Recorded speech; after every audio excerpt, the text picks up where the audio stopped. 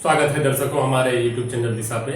आज हम चर्चा करेंगे बिहार तकनीकी सेवा आयोग के अंतर्गत जो विज्ञापन संख्या 1/2019 का जो है उसके अंतर्गत जो चल रहा है अभी कनीय अभियंता का काउंसलिंग काम, उसमें खास करके सिविल का, अभी वर्तमान में सिविल का चल रहा है। उसके संदर्भ में जो कुछ खास जानकारियां हैं, काउंसलिंग का कार्यों में छात्रों को भी दिक्कतें आ रही हैं और वो सामने वाले काउंसलर के भी समस्या को बढ़ा देते हैं। इस संदर्भ में हम जो है आपको संक्षिप्त में कहाँ गलतियां होती हैं और उसका निराकरण कैसे करना है उसके संदर्भ में चर्चा करेंगे। सबसे पहले देखिए, आप एक चेक लिस्ट होगा आपके पास, उसमें अपना नाम, पिता पति का नाम जो भी है, पता में लोग अपने जिला का नाम छोड़ देते हैं, वो भी लिख देना है। उसके बाद पंजीकरण संख्या में कुछ तो भरा हुआ पहले से है। उसके बाद लास्ट 6 डिजिट जो है आपको भर देना है। जन्म तिथि आप मैट्रिक के मूल प्रमाण पत्र के अनुसार या मार्कशीट में या आपके मैट्रिक के मूल प्रमाण पत्र में जो भी लिखा हो या एप्लीकेशन भरते वक्त आपने जो लिखा है वही डालेंगे। श्रेणी में क्या करते हैं लोग, उसके बाद श्रेणी का क्रमांक 6 पे श्रेणी का क्रमांक है। यहाँ पे क्या करते हैं कि वो टिक ही नहीं लगाते कि सामान्य है कि ईडब्ल्यूएस में है कि बीसी में है कि ईबीसी में, सीधा लेके आ जाते हैं। देखिए, छोटी छोटी दिक्कतें बड़ी दिक्कतों का एक पहाड़ खड़ा करता है। वहां पे कम समय दिए जाते हैं और काउंसलर जो है आपसे चाहता है कि आप सिलसिलेवार ढंग से सारे काम को करके आए, वहां आपका चेक हो जाए, जल्दी से हो जाए। वहां आप भी घबरा जाते हैं। श्रेणी में आप टिक लगा देंगे, आप जिस श्रेणी में है, जिस कैटेगरी में, उसमें टिक लगा देना है। दिव्यांग है जो भी है। उसके बाद कॉलम कंडिका 7 के अंतर्गत जो भी आता है, जन्म तिथि हेतु मेट्रिकुलेशन का मूल प्रमाण पत्र, आप इसको सबसे 1 नंबर में लगाएंगे। बहुत सारे लोग क्या करते हैं, हमने देखा है कि वो मूल प्रमाण पत्र भी लगा रहे हैं, मार्कशीट भी लगा रहे हैं, इंटर का डॉक्यूमेंट भी लगा देते हैं। आपसे क्या लिखा गया यहाँ पे देखिए, 7 के कंडिका के 1 में क्या लिखा हुआ है, जन्म तिथि हेतु मेट्रिकुलेशन का मूल प्रमाण पत्र, आपको सिर्फ वो लगाना है। उसके बाद डिप्लोमा उत्तीर्ण प्रमाण पत्र अथवा प्रोविजन प्रमाण पत्र, तो इसको लगा दीजिए आप। उसके बाद डिप्लोमा का अंक प्रमाण पत्र सभी परीक्षाओं का। यहाँ पे क्या मिस्टेक होता है कि देखिए, अंक पत्र लोग मान लीजिए आपका 6 सेमेस्टर का है या 4 सेमेस्टर का है, क्या करेंगे कि आप लगा देते हैं सबसे पहले 4, उसके बाद 3, उसके बाद 2, फिर 1, या कुछ लोग तो ऐसे भी कि 4 के बाद 1, फिर उसके बाद 3, तो वहां पे फिर एडजस्ट करने में समय लगता है, घबराहट होती है, ये छूट गया वो छूट गया। तो आप क्या करें, घर पे ही उसको डिप्लोमा का जो है पहले उत्तीर्ण प्रमाण पत्र, उसके जस्ट पीछे सेमेस्टर 1, सेमेस्टर 2, सेमेस्टर 3, सेमेस्टर 4, आगे जो भी हो उसका अंक प्रमाण पत्र सीरियली एडजस्ट कर दें, आराम से हो जाएगा। उसके बाद यदि आप कार्य अनुभव रखते हैं, कार्य अनुभव एक्सपीरियंस आपको, वो भी यहाँ भी दिक्कतें आती हैं कि भारत सरकार का अनुभव लेके आ जाते हैं और वहां बहस होती है।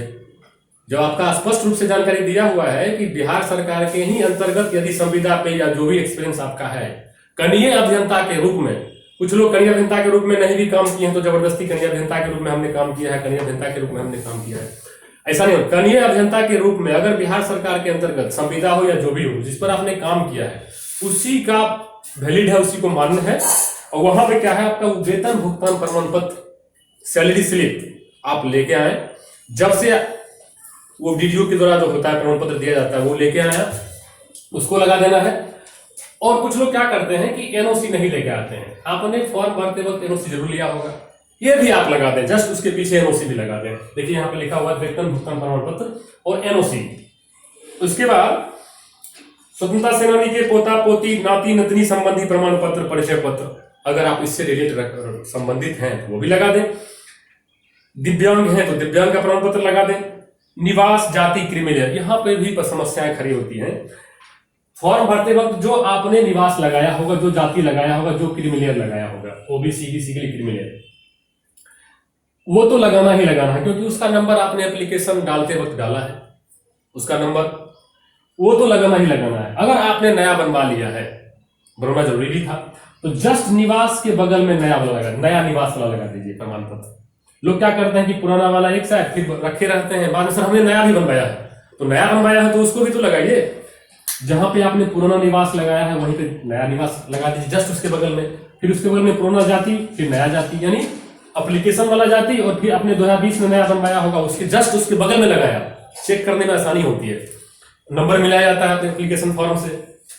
क्रिमिलेयर में भी वही हाल है, पहले का क्रिमिलेयर अभी नया आपने बनवाया तो जस्ट उसके बगल में लगा दीजिए। अगर क्रिमिनल आपका पुराना है तो इसमें भी छात्र घबरा जाते हैं कि सर मेरा पुराना है, ये है वो। घोषणा पत्र क्या होता है? घोषणा पत्र कुछ नहीं है, सिंपल सा एक फॉर्म है, इसको आपको भर देना। उसमें आपका मान लीजिए इसमें क्या क्या होता है, नाम होता है, पिता का नाम होता है, आप जिस जाति से बिलोंग करते हैं कैटेगरी लिखा होता है। मान लीजिए आप ईबीसी से हैं तो ईबीसी लिखिए, आप BC1 लिखिए, बगल में उपजाति का नाम भी लिख दीजिए। मान लीजिए कि आप कानू जाति से बिलोंग करते हैं तो बगल में ब्रैकेट में कानू लिख दीजिए, नीचे हस्ताक्षर होता है, हो गया, इसका भी काम खत्म। उसके बाद आता है आय एवं परिसंपत्ति प्रमाण पत्र, आर्थिक रूप से कमजोर वर्ग के सदस्यों के लिए, PWS। उसके बाद आईडी प्रूफ में आपने जो भी लगाया होगा फॉर्म भरते वक्त, आधार कार्ड है, पैन कार्ड है, ड्राइविंग लाइसेंस है, पासपोर्ट है, वोटर आईडी जो भी है वो यहां भी लगा दे। वही ऑनलाइन आवेदन में अपलोड किए गए फोटोग्राफ की 5 प्रति। फोटो संबंध में देखिए 5 फोटो तो आपको जो ऑनलाइन आवेदन में आपने किया था वही लेना है। फोटो के पीछे आप अपना नाम लिख दें, अगर जगह बचता है तो 5 डिजिट का या 6 डिजिट का रजिस्ट्रेशन नंबर भी लिख दें आप, लास्ट का 5 डिजिट या फिर 6 डिजिट का जो होता है रजिस्ट्रेशन नंबर फोटो के पीछे लिख दें आप।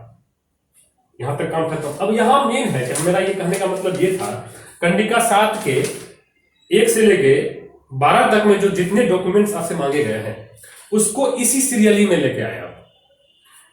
कोई मैट्रिकुलेशन का प्रमाण पत्र सबसे लास्ट में लगा देता है।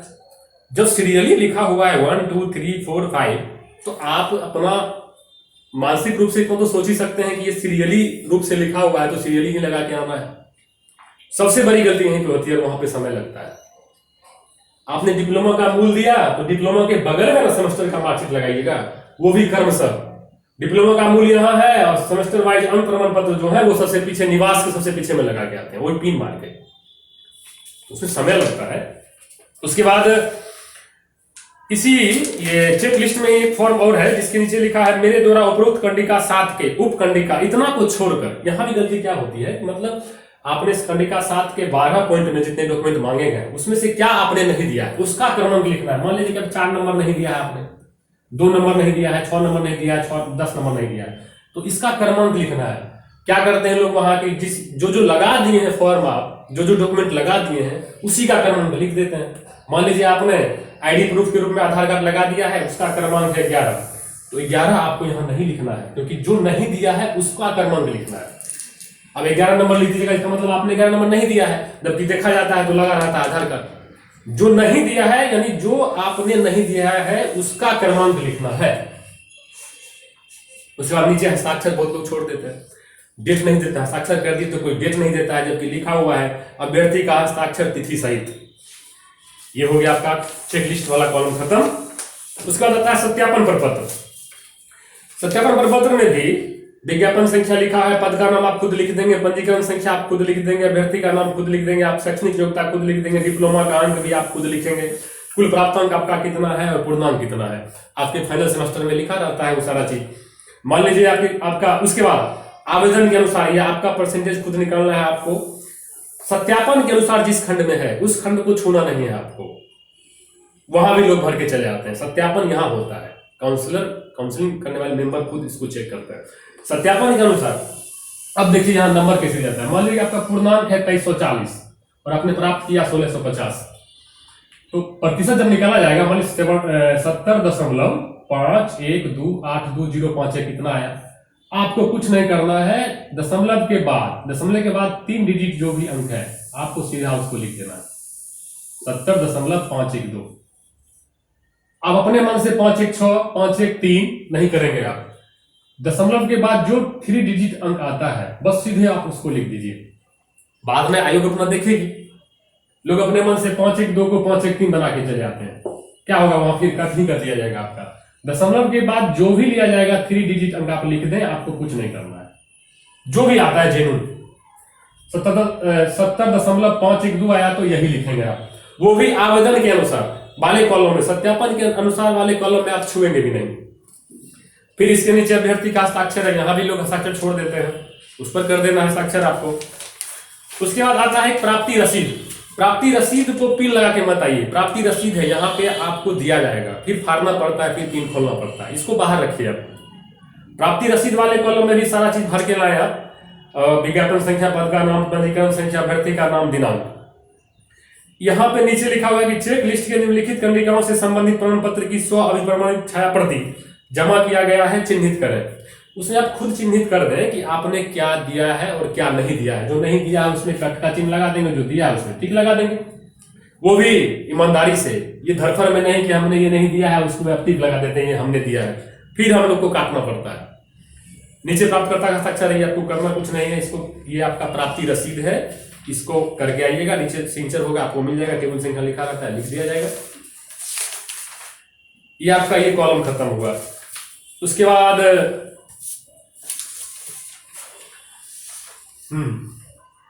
चर्चा हो गई, इस मित्र को सुन ही लिए आप। हाँ, अब अनुभव वाली बात आती है। 1 साल पे आपको 5 अंक दिए जाते हैं। आपका कार्य अनुभव यदि 1 साल का है तो आप उसको 5 अंक दिए जाते हैं, और मैक्सिमम आपको 25 अंक ही मिलेंगे। अगर 10 साल में आपका कार्य अनुभव है तो आपको 10 बजे 50 अंक नहीं दिया जाएगा, वह 25 अंक ही दिए जाएंगे। इसको ध्यान रखिएगा। और मान लीजिए किसी का आता है 1 साल 213 दिन, इसका कैसे कैलकुलेशन होता है आप खुद करके आए, लिख के आए। 213 दिन होता है, 213 में 365 से भाग दे देंगे, उसको 5 से गुना कर देंगे। 213 बटा 365 गुना 5, जो भी आता है। मान लीजिए कि 1 साल 213 दिन का, देखिए यहां निकाला गया है, 1 साल का 5 अंक, 213 दिन का 213 बटे 365 गुना 5, जो भी आएगा दशमलव में, जो भी आएगा उसको 5 में जोड़ दीजिएगा, उसको लिख देना। हो गया। ये आपका वर्क एक्सपीरियंस का नंबर जो दिया जाता है उससे संबंधित है, वो भी जो बिहार सरकार के अंतर्गत कार्यरत है, ना कि अदर स्टेट में या फिर केंद्र सरकार के, उन्हीं को सिर्फ मिलता है ये। 1 साल का 5 अंक, मैक्सिमम 25 अंक। उसके बाद आते हैं हम, हाँ, क्या क्या छोड़ते हैं लोग। देखिए, आते हैं घबराते हुए। घबराना नहीं है, वहां आप कॉन्फिडेंस के साथ आइए। आपको वहां प्रेम से बातें की जाती हैं, सारे डॉक्यूमेंट दिए जाते हैं। बहुत लोग ऐसे देखे गए हैं कि उपस्थिति वो छोड़ के चले जाते हैं। कुछ लोग तो अपना डॉक्यूमेंट छोड़ के कल चले गए। ऐसा इतना घबराने से क्या होगा? सबसे पहले आने के साथ ही आप अटेंडेंस बनाइए वहां पे। उसके बाद आपका सारा डॉक्यूमेंट सेल्फ अटेस्टेड होना चाहिए। सेल्फ अटेस्टेड सारा डॉक्यूमेंट, उसमें डेट भी होती है, जैसे हस्ताक्षर और डेट। उसके बाद क्या करते हैं, बहुत कुछ गलतियां ये भी देखी गई हैं कि फोटो शीट जो भी कराते हैं छाया प्रति अपने सर्टिफिकेट का, डॉक्यूमेंट का, वो साफ साफ नहीं होता है। साफ साफ जब नहीं होगा तो आपके एप्लीकेशन फॉर्म में दिए गए सर्टिफिकेट नंबर का मिलान कैसे होगा? ऊपर देखते ही नहीं है कि वो अंक आया है कि नहीं, मेरा सर्टिफिकेट नंबर आया है कि नहीं, वहां पे काला काला दिख रहा है, नंबर मिल ही नहीं रहा है। तो फोटोशीट जब करवाइएगा आप, तो उसको स्पष्ट रूप से देखें कि सर्टिफिकेट नंबर, हमारा नाम, पिता का नाम, जन्मतिथि, ये सारे चीज में स्पष्ट दिख रहे हैं कि नहीं, मेरा अंक प्रमाण पत्र में मेरा अंक दिख रहा है कि नहीं दिख रहा है।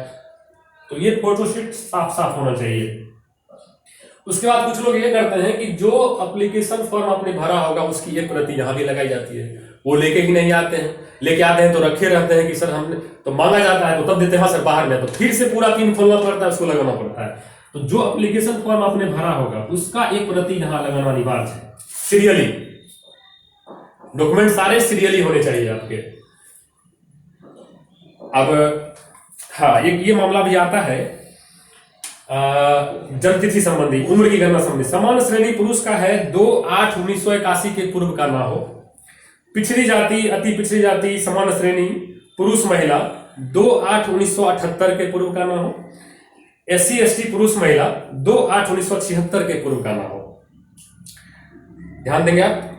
शैक्षणिक योग्यता आपका डिप्लोमा जो है 17/2/2020 के बाद का नहीं होना चाहिए। और ये भी जान लें आप, सिर्फ इसमें डिप्लोमा धारियों को ही मौका दिया जा रहा है, ना कि बीटेक वाले को। बीटेक वाले इसमें नहीं है, BSc इंजीनियरिंग वाले हेतु न्यूनतम योग्यता ये नहीं रखते हैं, जो अयोग्य हैं, सिर्फ डिप्लोमा धारी। और ये भी जान लें, सिर्फ डिप्लोमा के अंक के आधार पर ही आपका मेरिट लिस्ट बन रहा है, ये भी ध्यान रखिएगा। अदर किसी भी अंक प्राप्तांक को नहीं दिया जा रहा है, डिप्लोमा के अंकों और कार्य अनुभव, यदि आप कार्य अनुभव रखते हैं तो उसके अंक के आधार पर। हाँ, वर्क एक्सपीरियंस मामले में भी आपका जो है कार्य अनुभव की गिनती जो होगी, दिनों को जो जोड़ा जाएगा, कुछ लोग 28/2/2019 के बाद का भी लेके आते हैं, ये ऐसा नहीं होना चाहिए। 28/2/2019 के पहले जितना भी वर्क डेज आपका होगा, 28/2/2019 उसी अनुभव को लिया जाएगा, आपको उसी कार्य अनुभव के दिन को गिना जाएगा, 28/2/2019। अच्छा, बीटेक भी तो है ही नहीं होगी इसके लिए। चलिए, मोटा मोटी चर्चा हो गई, इसको भी देख लिया जाए। लगभग सारे टॉपिक पे हमने चर्चा कर ही लिया है। मेनली आप सर्टिफिकेट सीरियली लगा के लाइए आप। अनुभव रखते हैं तो ये जरूरी है। अटेंडेंस बनाइए, आते हैं कि साथ सेल्फ अटेस्टेड होना चाहिए, सारे मार्कशीट का अनुसार लगे होने चाहिए, मैट्रिक का मूल प्रमाण पत्र अनिवार्य है, मार्कशीट भी लगा सकते हैं। इंटर का बेकार का क्यों लेके आते हैं आप, जब लिखा ही नहीं गया उसका लेना ही नहीं है। उसके बाद ये सारे निवास और जाति और क्रिमिलेयर, अगर पुराने भी, जब पुराने तो अनिवार्य ही हैं, नया आपने बनवाया है तो उसको अनिवार्य रूप से उसके जस्ट बगल में लगाए पुराना निवास प्रमाण पत्र, उसका जस्ट बगल में नया निवास प्रमाण पत्र, सारे सीरियली प्राप्तांक बटे पूर्णांक ये करके आप इसको दशमलव के 3 डिजिट अंक को ही लिखेंगे, अपने मन से कुछ जोड़ना नहीं है, जो आता है 70.5 एक उदाहरण आपने दिया है आपका। वर्क एक्सपीरियंस 1 साल का 5 अंक 213 दिन आता है तो 213 बटे 365 गुना 5 जो भी आता है उसको 5 में जोड़ के वो आपका वर्क एक्सपीरियंस का नंबर हो जाएगा। घोषणा पत्र में आप अपना नाम, पिता का नाम, गांव कस्बा शहर का नाम भी रहता है लिखना, उसमें आप अपना कैटेगरी और जाति का नाम जरूर लिखें, वहां पे नीचे हस्ताक्षर अनिवार्य रूप से करें। फोटो के पीछे अपना नाम, 5 फोटो अनिवार्य है, उसके पीछे अपना नाम और रजिस्ट्रेशन नंबर का लास्ट 5 डिजिट आप लिख सकते हैं, जगह बस्ता लिख ही देना चाहिए। सारे पॉइंट पर चर्चा हो गई लगभग। उम्मीद है आप जो भी अगले 10 काउंसलिंग में आने वाले हैं उनको फायदा होगा, आगे भी विभिन्न तरह की जानकारियां दी जाएगी आपको। ध्यान रखेंगे आप, एक दूसरे को प्रोत्साहित करें, जानकारी बांटें इसको। दूसरी बात है, आप बिहार के शिल्पकार बनने जा रहे हैं, आप बिहार को सजाने का काम करने जा रहे हैं, जनता के हित का काम करने जा रहे हैं। आपकी जो नियुक्ति हो रही है वेतनमान पे हो रही है, और आप रोड में, पथ निर्माण विभाग में जा रहे हैं, भवन निर्माण विभाग में जा रहे हैं, योजना विकास विभाग में जा रहे हैं। आपसे बिहार की जनता को बहुत सारी उम्मीदें हैं, आप अच्छे काम करें और एक सुंदर बिहार का निर्माण करें। आपसे यही उम्मीद है, यही अपेक्षा है। बिहार तकनीकी सेवा आयोग की तरफ से आपको ढेर सारी बधाइयाँ। जितने काउंसलिंग में आ रहे हैं चाहते हैं सारे लोग का चयन हो जाए, एक अच्छा बिहार का निर्माण हो। धन्यवाद।